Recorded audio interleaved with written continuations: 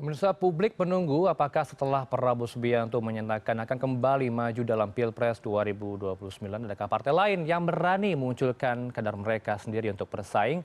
Siapa berani melawan Prabowo di Pilpres 2029? Kita bahas dan juga sudah tersambung sambungan daring dengan Mas Aryo Seno Bagaskoro selaku juru bicara PDIP. Kemudian Bang Sarin Ahmid, juru bicara Anies Baswedan, dan juga Profesor Burhanuddin Mutadi, selaku guru besar ilmu politik UIN Syarif Hidayatullah Jakarta. Selamat sore Bapak-Bapak, Assalamualaikum. Waalaikumsalam, Mas Heranov. Ya, saya tegaskan di awal sengaja saya undang dua dari rivalnya atau mantan rivalnya Pak Prabowo ya. Kita mau update sejauh mana respon dari keduanya, dari PDIP maupun dari Anies. Tapi saya sebelum ke Mas Seno dan juga Bang Sarin, saya mau ke Prof. Burhan terlebih dahulu. Prof, nampaknya menjadi penguasa di Republik Indonesia yang kita cintai ini bikin ketagihan ya untuk menjabat selama 2 periode atau menjadi petahana ini nampaknya tergiur untuk kembali menjabat. Ini bagaimana analisa Anda? Kita lihat saja Pak Jokowi dan juga Pak SBY. Ya, bukan hanya di Indonesia, jadi nature-nya kekuasaan dimanapun itu seperti candu. Jadi siapapun yang berada di dalam kekuasaan akan cenderung ingin memperpanjangnya. Itu teorinya Barbara Geddes. Makanya kita punya aturan main untuk membatasi kekuasaan agar tidak menjadi korup. Oke. Nah, kalau kita mengacu pada pengalaman sebelumnya, Heranov, memang hanya Pak Habibie, ketika Pak Habibie laporan pertanggungjawabannya ditolak, itu tidak bersedia untuk maju dalam pemilihan presiden di MPR. Waktu itu belum secara langsung. Tapi di luar pengalaman Pak Habibie, mulai dari Ibu Mega, Pak SBY, Pak Jokowi, itu umumnya maju kedua kalinya setelah sebelumnya terpilih sebagai presiden. Lepas dari persoalan berhasil atau tidak. Jadi kalau misalnya Pak Prabowo menjanjikan tidak akan maju, kalau misalnya programnya dirasa gagal, ya tentu saja ini bagian dari motivasi sebenarnya.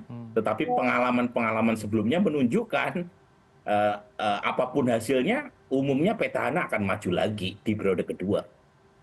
Baik, tapi kalau menafsirkan, ini kan baru acara apa ya, ini Rapimnas Gerindra ya yang baru digelar Sentul, belum juga segenap setahun, tapi nampaknya terburu-buru untuk mengumumkan. Apakah Anda melihat, Prof, ada dinamika yang terjadi di istana, ada keinginan dari Gibran untuk maju di Pilpres atau bagaimana?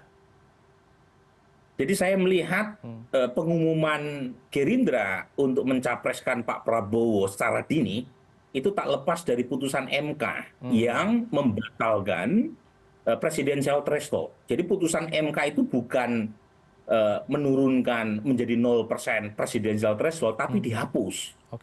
Nah, jadi peserta pemilu itu boleh untuk mencapreskan pasangan capres-cawapres. Nah, ini sangat revolusioner karena membuat partai-partai peserta pemilu 2029 bisa mencapreskan, termasuk partai-partai pendukung Pak Prabowo. Jadi Gerindra dengan mencapreskan secara dini Pak Prabowo, itu berharap partai-partai pendukungnya itu tidak perlu melirik calon lain kecuali calon yang sudah ada di depan mata mereka. Dan itu diikuti dengan, jadi setelah keputusan Gerindra dengan pencapresan dini, itu kan ada pertemuan Gerindra dengan koalisi Kim Plus ya di Hambalang, dan kemudian diumumkan keputusan KLB yang mencapreskan Pak Prabowo. Jadi dengan demikian setidaknya ada partai-partai, ada 8 partai, bahkan kalau dimasukkan partai-partai non-PT, ada lebih dari 10 partai pendukung Pak Prabowo yang diharapkan tidak perlu untuk melirik calon lain kecuali Pak Prabowo sendiri, termasuk Gibran juga. Jadi ini semacam strategi Gerindra untuk mengunci ya kontestasi dengan berharap partai-partai pendukungnya itu sami'na wa ta'na dengan keputusan Gerindra. Baik, ke Mas Seno. Mas Seno, nanti Rapimnas, apakah Rakernas atau Rapimnas di bulan Maret akan juga hal yang sama dilakukan, penegasan untuk capresnya? Seperti Gerindra? Ya, kalau di PDI Perjuangan bahasanya mungkin kongres ya Mas, yang akan diselenggarakan dalam waktu dekat di tahun ini. Tetapi prinsipnya kami melihat bahwa Pilpres 2029 itu masih sangat jauh. Ini ibarat kata masih terlalu pagi sebenarnya untuk banyak mendiskusikan tentang itu. Tapi apapun kami menghormati bahwa kawan-kawan Partai Gerindra membuat suatu keputusan politik yang berdaulat untuk memutuskan Pak Prabowo kembali maju di 2029. Sebagai sama partai politik, yang satu partai pemenang Pilpres, yang satu partai pemenang Pileg, kami menghormati posisi politik masing-masing. Tetapi buat kami, PDI Perjuangan butuh waktu yang cukup panjang untuk melakukan berbagai penilaian secara kualitatif dan kuantitatif, lalu kontemplasi-kontemplasi mendalam untuk menentukan kandidat-kandidat terbaik, nama-nama terbaik yang sekiranya layak untuk ditawarkan kepada publik berkontestasi di Pilpres 2029. Bagaimanapun keputusan rekomendasi capres itu kan suatu langkah politik yang sangat strategis, sehingga harus dipertimbangkan dengan matang-matang. Dan buat kami cara mempertimbangkannya kualitatif itu adalah dengan melihat kinerja dan prestasi di tengah rakyat. Nah itu masih panjang tuh. 2029 itu masih ada waktu sekitar 4 tahun itu untuk siapapun anak bangsa terbaik di alam demokrasi yang bebas ini, yang artinya bisa banyak opsi ditawarkan kepada publik. Itu kita mendorong agar semuanya bisa berlomba-lomba dalam melakukan prestasi untuk rakyat. Nah itu nggak bisa diukur hanya dari 100 hari kerja pemerintah, tidak hanya bisa diukur dari berapa bulan setelah Pilpres dan Pilkada selesai. Saya rasa masih butuh waktu yang cukup panjang. Apalagi di situasi hari ini, rakyat kan sedang mengalami berbagai tantangan. Secara ekonomi lokal terjadi, geopolitik global tidak pasti. Rasa-rasanya buat kami di PDI Perjuangan akan menjadi kurang sensitif kalau kemudian kita fokus di Pilpres 2029, hajatan politik yang masih jauh. Meskipun tentu kaderisasi berjalan terus. Itu Mas. Ya, meskipun masih prematur membahas Pilpres, Mas Seno, tapi kalau kita melihat kemesraan antara PDIP dengan Pak Anies ketika di Pilkada mendukung arahnya ke Pramono, apakah nanti PDIP akan bersama-sama Pak Anies di 2029? Ya saya rasa nanti waktu yang akan menentukan semua. Tidak ada kepastian saya rasa di dalam dunia ini kan semua hal berubah. Yang pasti satu-satunya itu adalah perubahan yang terus-menerus. Sehingga siapa yang berkawan hari ini juga belum tentu akan tetap berkawan di 2029. Pun begitu juga sebaliknya. Maka kalau di PDI Perjuangan kami diajarkan saat kita membuat sebuah ikatan yang itu berujung pada kerjasama politik. Basisnya harus bukan berdasarkan kepentingan, tetapi harus berdasarkan gagasan. Sehingga kalau ada gagasan yang sama dari tokoh-tokoh itu tentu kita akan membuka ruang-ruang untuk kerjasama politik dengan siapapun anak bangsa yang terbaik. Prinsipnya gagasannya secara basis ideologisnya harus sama dulu. Apalagi sebenarnya kalau di PDI Perjuangan DNA-nya kan partai kader Mas. Sehingga tentu hari ini prioritas kami adalah memastikan agar semua kader-kader terbaik PDI Perjuangan bisa berproses dengan baik, bisa berproses di tengah rakyat, dan kita melihat hari ini ada banyak sekali kepala daerah yang berasal dari PDI Perjuangan, anggota-anggota DPR RI berasal dari PDI Perjuangan, yang itu tentu saja akan menjadi ukuran kualitatif kami juga. Jadi masih lama waktunya sebelum kami mengikat ikatan dengan siapapun. Ya, masih lama, tapi terbuka kemungkinan untuk kader atau capresnya dari tokoh luar kader internal, begitu ya Mas Seno? Pasti. Capres, cawapres terbukti kita pernah mencalonkan Kiai Haji Ma'ruf Amin. Kita pernah mencalonkan Profesor Mahfud MD sebagai cawapres. Itu pembuktian bahwa PDI Perjuangan terbuka dengan kemungkinan-kemungkinan dengan pihak-pihak di luar kader partai. Itu Mas.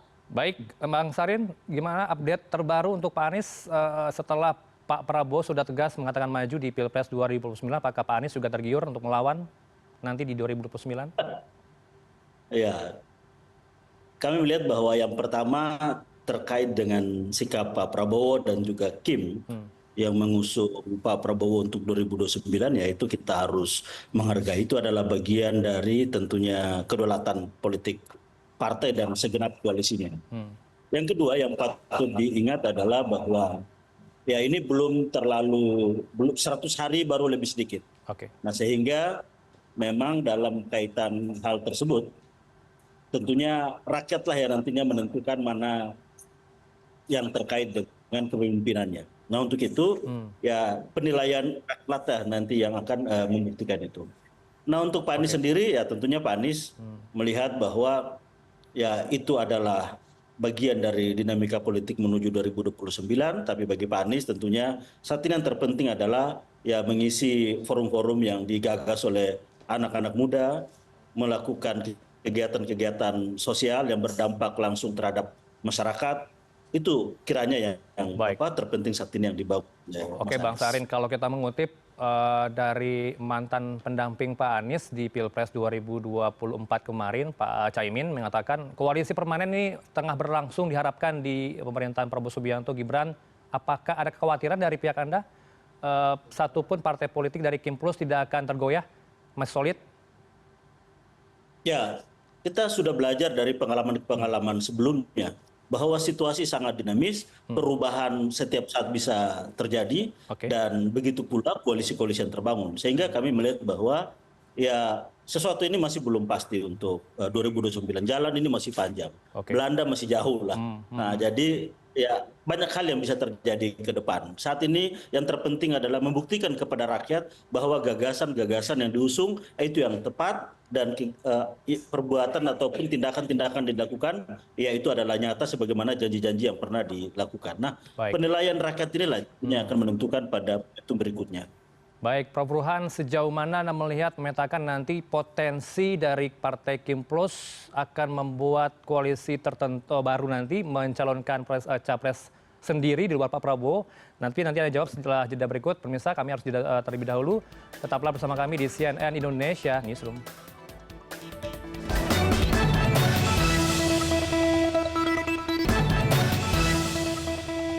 Anda kembali di Newsroom, kami masih bersama narasumber untuk lanjutkan dialog dengan Mas Aryo Seno, Jubir PDIP, Bang Sarin dari Jubir Anies Baswedan, dan juga Prof. Burhanuddin dari Guru Besar Ilmu Politik UIN Syarif Hidayatullah Jakarta. Prof. Burhan, tadi saya sempat bertanya sebelum jeda, seberapa Anda yakin koalisi permanen Kim Plus akan abadi jelang Pilpres 2029 nanti?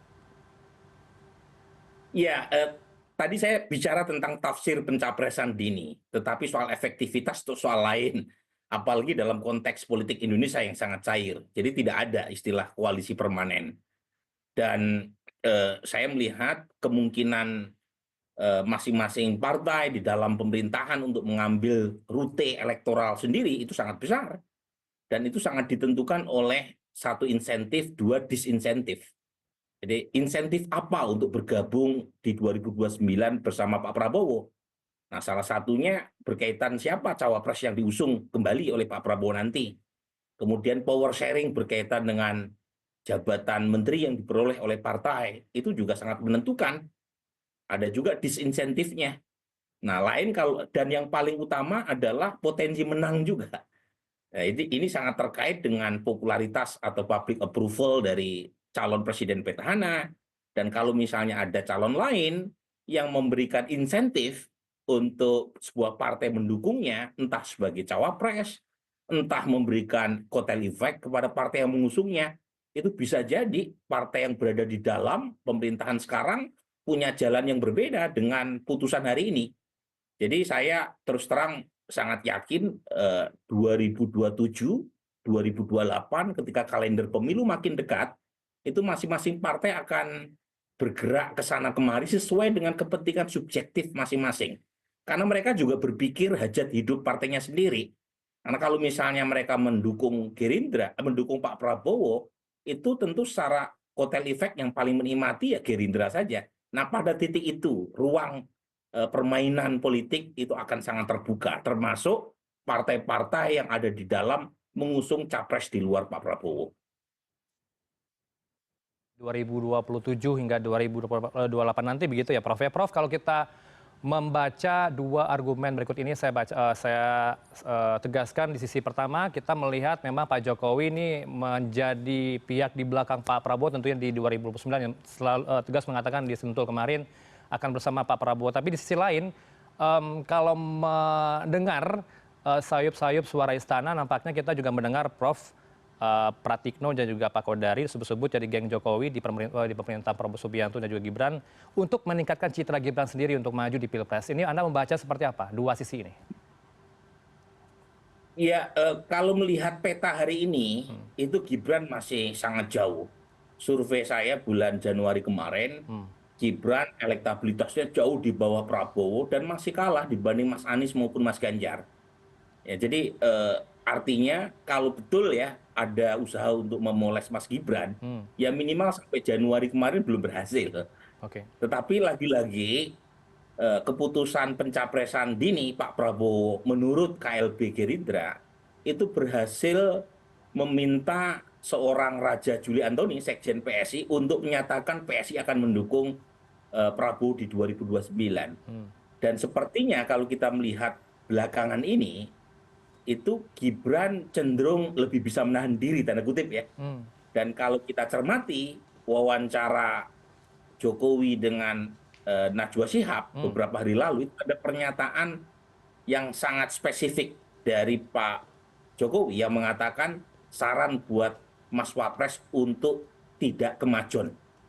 Nah, tidak kemajon ini saya artikan jangan terlalu maju kaitannya dengan peta 2029, dan itu ditunjukkan dalam 1 bulan terakhir Mas Gibran cenderung lebih kalem ya. Terutama tidak lagi muncul lapor Mas Wapres, tidak lagi muncul bantuan Wapres gitu kan. Nah, ini lagi-lagi menunjukkan sepertinya skenario Gibran untuk maju tetap terbuka, tetapi hari ini yang lebih ditekankan maju kembali bersama Pak Prabowo sebagai Wapres di 2029. Meskipun lagi-lagi ya ini peta yang terlalu dini, Heran. Ibarat 2029 itu jadwalnya sholat maghrib, sekarang masih jadwal sholat subuh. Jadi masih mungkin terjadi perubahan waktu sholat duhur, sholat asar. Jadi too soon to be true. Masih bisa tahajud juga begitu sebelum subuh gitu ya, Prof Burhan.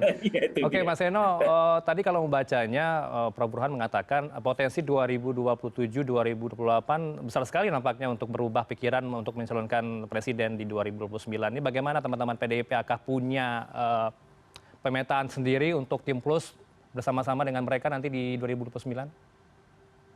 Ya, sejauh ini saya rasa kita masih konsisten berada di luar pemerintahan ya Mas. Yang artinya itu berada di luar kerjasama politik dengan kawan-kawan di tim plus.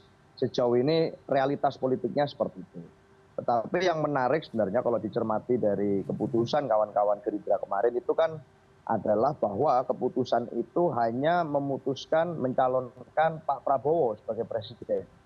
Ini wapresnya masih vacant, masih tidak ada keputusan terkait dengan siapa yang akan diajukan sebagai wakil presiden. Oleh karena itu sebetulnya bahkan Pak Prabowo sendiri sebagai presiden menyadari bahwa sebenarnya ujiannya itu adalah hari-hari ini saja. Ada sekian banyak rakyat Indonesia yang perlu diyakinkan dulu nih tentang pemerintahan baru Pak Prabowo ini. Bagaimana kinerjanya, bagaimana apakah programnya landing dengan baik atau tidak, apakah bisa mengatasi pesimisme misalnya dari anak-anak muda seangkatan saya yang memilih untuk memviralkan hashtag kabur dulu aja di situasi seperti saat ini. Itu saya kira tantangan yang jauh lebih penting untuk dijawab hari ini. Dan itu akan berkorelasi dengan baik dengan situasi politik di 2027-2028 menjelang Pilpres, karena itu akan berdampak betul kepada elektoral. Jadi saya rasa hari ini adalah waktu yang paling tepat untuk bekerja. Jadi Perjuangan merasa hari ini adalah waktu yang paling tepat untuk berkonsolidasi dan bekerja untuk rakyat. Sebelum nanti kita mempertimbangkan keputusan-keputusan terkait anak bangsa siapa yang akan maju. Apalagi Mas, Pak Prabowo ini kan seorang yang besar karena demokrasi. Artinya beliau percaya pada demokrasi. Bikin partai politik, ikut pilpres, pernah kalah, pernah menang. Artinya beliau pasti menghormati proses demokrasi yang ada di Indonesia, dan harusnya biasa-biasa saja kalau di 2029 besok itu ada lebih dari 1 kandidat, lebih dari 2 kandidat misalnya. Dan itu saya rasa akan menjadi suatu bentuk kedewasaan berpolitik Pak Prabowo yang sudah teruji selama ini. Itu Mas. Kalau mengutip dari pernyataan Pak Prabowo akan malu jika maju tapi masih dinilai belum memuaskan publik di 2029 nanti. Teman-teman PDIP seperti apa sebenarnya melihat hal ini? Apakah Pak Prabowo layak malu hingga kini? Ya, sesuatu yang wajar kalau Presiden menyampaikan statement itu. Artinya memang akan menjadi suatu hal yang diperbincangkan publik kan, kalau kemudian seseorang maju sebagai calon presiden lagi tanpa misalnya adanya kepuasan publik yang memadai. Nah, Pak Prabowo ini sudah punya trust capital yang sangat besar sebetulnya, dengan angka approval rating yang sangat tinggi, 81%, jauh lebih tinggi dari Pak Jokowi di periode pertama dulu yang baru di angka 60-an %. Padahal baru 100 hari kerja. memangnya 100 hari kerja program apa sih yang landing dan dirasakan langsung manfaatnya oleh masyarakat? Kan belum banyak juga. Kan pasti banyak penyesuaian, banyak adaptasi, lebih ke sana program pemerintah. Tapi kepercayaan rakyat sudah sangat tinggi. Nah, buat saya itu semata-mata itu karena kepercayaan aja. Masyarakat percaya bahwa Pak Prabowo bisa melakukan A, B, C, D, E. Nah, kepercayaan itu harus dibayar tunai dengan pembuktian. Yang itu akan dilakukan tidak pada 100 hari kerja, tapi after 100 hari kerja, yaitu momen-momen ini. Itulah yang akan menentukan apakah orang akan tetap optimis dengan Pak Prabowo atau dengan siapapun, itu akan optimis atau tidak untuk dimajukan di Pilpres 2029. Nah, di PDI Perjuangan itu yang kami kalkulasi hari ini, sehingga tentu saja tidak bisa tergesa-gesa dalam menentukan sikap. Itu Mas. Nah, kita dengarkan juga Bang Sarin. Pak Anies sejauh ini bagaimana menilai kinerja pemerintahan 100 hari? Bang Sarin, layak tidak Pak Prabowo maju lagi 2029? Ya, tentunya kalau kita selama ini melihat bahwa Pak Anies sering menyampaikan bahwa dukungannya terhadap pemerintahan Prabowo, Presiden Prabowo untuk menyelesaikan agenda-agenda yang selama ini menjadi aspirasi publik. Dan kita tahu bahwa perubahan yang dilakukan ini kan berdampak terhadap banyak sektor, ancaman PHK, angka kemiskinan, dan juga terkait dengan program-program yang selama ini menjadi tantangan bagi Prabowo. Nah, ini tentunya kita dorong, kita doakan agar bagaimana Presiden Prabowo bisa menyelesaikan agenda-agenda tersebut. Nah, Mas Anies sendiri tentunya belum berpikir terlalu jauh sampai dengan bagaimana kontestasi 2029, tapi yang terpenting adalah bagaimana menyelesaikan persoalan-persoalan yang dihadapi oleh rakyat saat ini. Kita tahu kondisinya bahwa perubahan yang dilakukan oleh Pak Prabowo ini tentunya berdampak, ada kekagetan yang dialami oleh beberapa sektor dan juga terutama masyarakat. Nah, ini tentunya bagaimana mengantisipasi ini. Ini poin yang tentunya penting menyelesaikan persoalan-persoalan rakyat. 100 hari tentunya belum bisa menjawab apa. Banyak hal yang tentunya harus dilakukan setelah 100 hari ini. Dan inilah rentang panjang pembuktian terhadap rakyat sendiri. Dan penilai terakhir tentunya adalah nantinya rakyat Indonesia terhadap ya kinerja pembuktian apa yang dilakukan oleh pemerintahan saat ini. Baik, 2027, 2 tahun lagi potensi untuk segala kemungkinan akan terjadi di 2027. Apakah Pak Anies sudah siap nampaknya melirik salah satu partai Kim Plus untuk bersama-sama di 2029, Bang Sarin?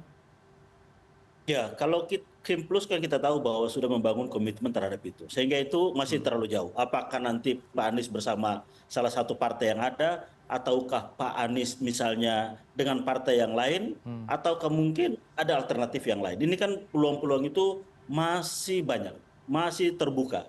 Nah, yang paling terpenting tentunya bagi Pak Anies adalah berbuat kepada rakyat saat ini. Membuktikan bahwa gagasan-gagasan Pak Anies justru semakin relevan dengan kondisi kekinian. Apa yang dilakukan oleh Pak Anies semakin relevan dengan kebutuhan rakyat saat ini. Nah, itulah mungkin yang menjadi penting saat ini bagi Pak Anies dibanding dengan mulai menakar dengan siapa partai politik mana untuk kontestasi 2029. Artinya bahwa fokus, orientasi, dan prioritas saat ini adalah bagaimana ikut turut serta menyelesaikan persoalan-persoalan yang ada yang dihadapi oleh masyarakat kita saat ini. Oke, terakhir ke Prof. Burhan. Prof. Burhan, sejauh mana Anda memotret di 2029 nanti, meskipun masih tahajud ya waktunya, masih subuh begitu ya. Untuk di 2029 apakah sama nanti rivalnya Pak Prabowo dengan 2024 kemarin?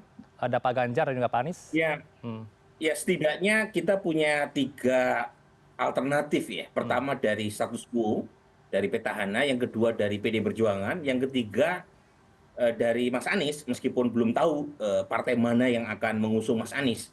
Kebetulan kalau kita lihat data Januari 2025, Heranov, itu Mas Anies masih mendapatkan sentimen dari kelompok pro perubahan. Jadi mereka yang cenderung tidak puas terhadap kinerja Pak Prabowo itu masih mengalir dukungannya kepada Mas Anies.